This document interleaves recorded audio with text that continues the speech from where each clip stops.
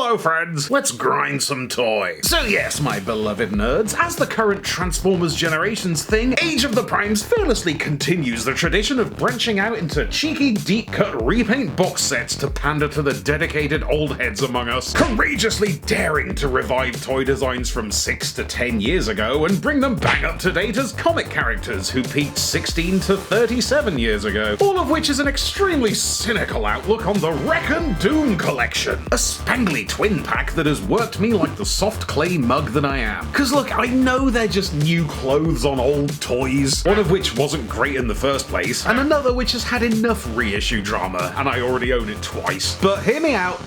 It's Ironfist, and it's Carnivac. Do you understand? Yes, indeed, this unlikely duo dropped last summer and simultaneously plugged two collection gaps I thought were certain to gape forever, and I ain't stopped grinning since.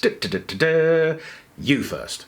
So Ironfist here began his late bloomer life in the crossfade between Generations 1 and 2 as a light former. Basically a cool but pretty simple robot lumbered with a massive gun emplacement thing with all zappy lights inside it, and was subsequently entirely forgotten about. Until, that is, Nick Roche plucked him from the void and casted him as a feckless fanboy love bag in Last Stand of the Wreckers, wherein he made such a splash that I'm honestly stunned it took him until now to rear his adorable head. And this new deluxe figure does a killer job of being both versions of him, making excellent use of the Earth Mode Hound / Detritus body type to mirror his bulldog bastard original toy, presented here in the gorgeous muted silver with primary pops a la the page, complete with his wide-eyed sweetheart bobblehead and his in-universe anagram Reddit handle Fisitron, which is awkward to say, but presumably quite easy to copyright. I mean, what else would you call him, if not Sir? By the end of the book, he was Senor Finito.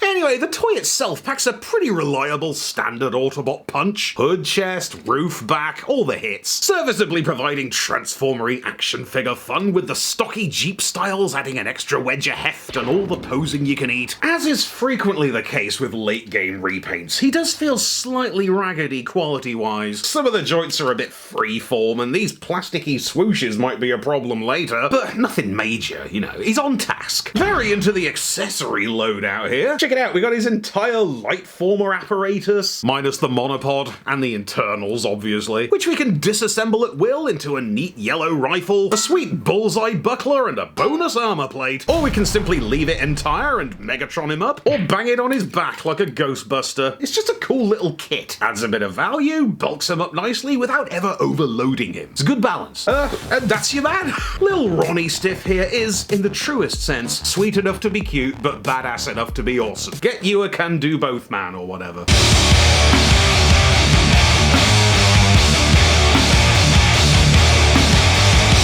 God, that's clean. That is clean. What a lucky boy to inherit the wonderful Siege Hound transformation. I've always loved how those legs work, the way they flip at the knee and unravel tidily to become the whole flank section and all the wheels. Titan's Cup, we salute thee. But because the legs do take so much of the graft, it kind of leaves the arms with nothing to do but dangle sheepishly underneath. But I just love it, okay? Blows the roof off every time. Or not, as the case may be, seeing as it does actually have a roof this time. It's wild what a difference that makes. It shifts the whole vibe from like cheeky Soldier Boy two-seater scamperer to looking like a whole APC. All shallow, bulletproof windows and sickening tactical sculptitude. We're leaning hard into the G2 design here. It's an absolute artillery shell of a thing. A military mass of tungsten torque, leaving the bouncy spacebox curves in the past. Or the robot mode. Or really just the head. I mean, it's still a cute toy that fits in your hand and rolls around real nice and has a silly laser gun from the 90s that it wears like a hat. But, I mean, woof, right? And considering the bulldozer bravado on show here, I kind of love how bashfully he declares his allegiance. That is among the dinkiest Autobot badges I've ever seen. And he's quietly tucked his Wrecker badge away all the way at the back on this lump that you can only see in vehicle mode, which itself looks like it's pretending to be robot arms with the fists tucked in. Love when a Transformer visibly wishes it was more interesting than it is. But look, it makes me so happy to see Ironfist fully back. I've kind of accepted that a lot of my 1993 faves are just gone now. Clench ain't happening. Talon, forget it. Thunderclash, still a hard outsider. But Ironfist made it! Simply because a fan-turned-writer of my generation had Ironfist as a kid and loved it, worked his way up and eventually gained the opportunity to make his favourite toy famous. The power is ours now! Which brings us to his pack-in adversary, Generations Carnivac. How I've longed to say those words. This mauve and mustard man-dog was a big childhood fave of mine, as evidenced by the gushing review that I gave his original Pretender Beast toy a little while ago, wherein I confidently mistransformed his internal robot into a naff leg tangle, and then made fun of it for being a naff leg tangle. There you go, mate. Oh, like that's better. So yes, our favourite lupine familiar returns to us as a fully realised non-fluffy update, non-flupdate of his internal robot by the proxy of Titan's Return Wolf-Wired Wolf, a toy semi-notorious for its hazy paint job and heinously fragile clear plastic back hatch, both of which Carnivac is mighty swift to remedy. He thankfully forgoes any flaky transparencies in favour of a sturdy uniform polymer, whose colours are a bizarre blend of weird shades that shouldn't work but do.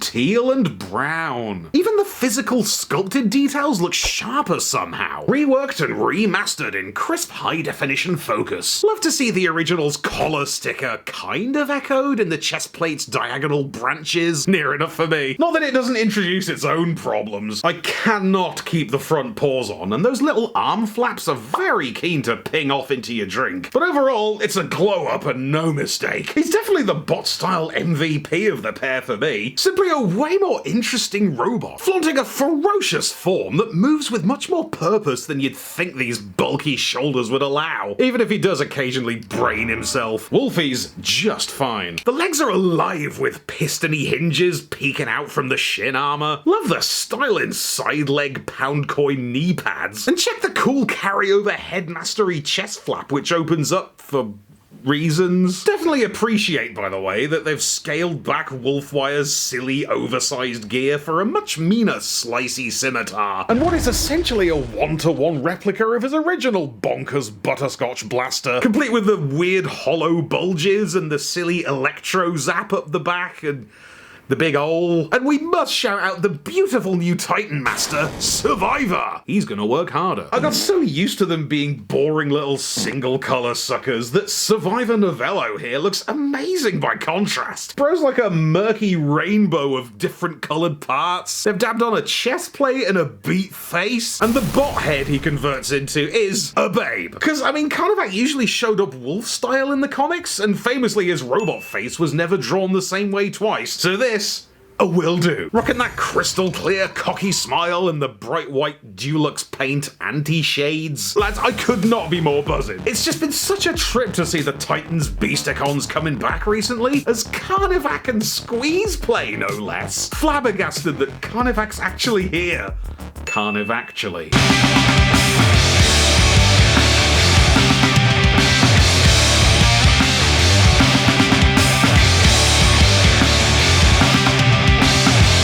Transformation's a bit of a hair raiser. That big double-hinged body stretch always feels a bit prickly, and the leg armor's flimsy pivot is a proper white-knuckle ride, but the big beast head flip and plug feels as safe and sturdy as an 87 Headmaster. We more or less land on our paws. Dunno if I love the wolf mode. I mean, I'm so accustomed to Carnivac being this huge, hefty tank dog. I know that's not really what they were going for, but still, I want that juicy wolf meat. Couple of shoulder armor pads, anything. You have the ports. Alright, it does look fairly fearsome from the front, all imposing dog shoulders and the awesome feral face, but the mass is so front-loaded. Poor pup just falls to bits towards the ass end. He gets real skinny, the hind legs are flaky at the top and feeble at the ends, but you gotta concede, it does look great in these colours. Very Decepticon. What's that tiny badge there? Mayhem Attack Squad? Survivors? Oh, is that why they called him that? What's the deal with the roomy double-wide cockpit? Bringing a friend, are we? Mad respect to the hinged chrome-toothed jaw and the signature whited-out eye stripe. And I'll never not be happy to see that gun, but I mean,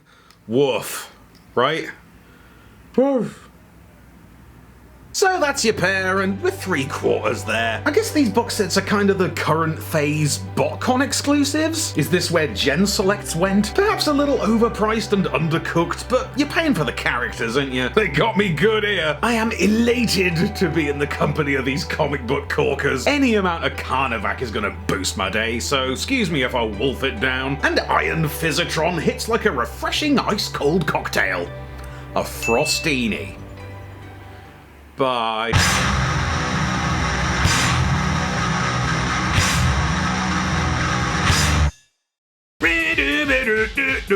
Alright, cheers for watching, gang. How was that? Thank you for taking the time to enjoy my content. Presuming you did enjoy it. And massive thanks to everybody to my left who is supporting the channel in an active capacity. You're too kind. Massive shout outs this time to Pepper Grew. Legend. Cheers very much. I'm off to think of more anagrams for this guy's name. See you later. Be sure to subscribe for more Thew's Awesome Transformers reviews. Limited appeal, keeping it real.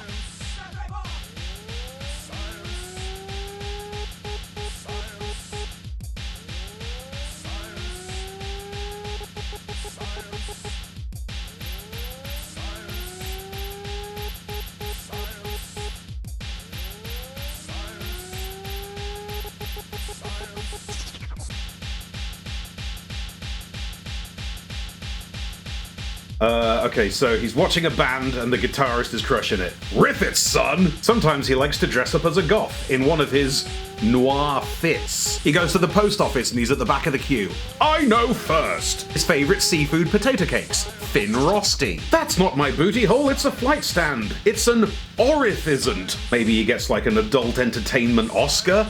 A Sin trophy? When he wants to find out what Kemi Badenoch smells like. Tory Sniff. And that's the end of the book. Story Fin.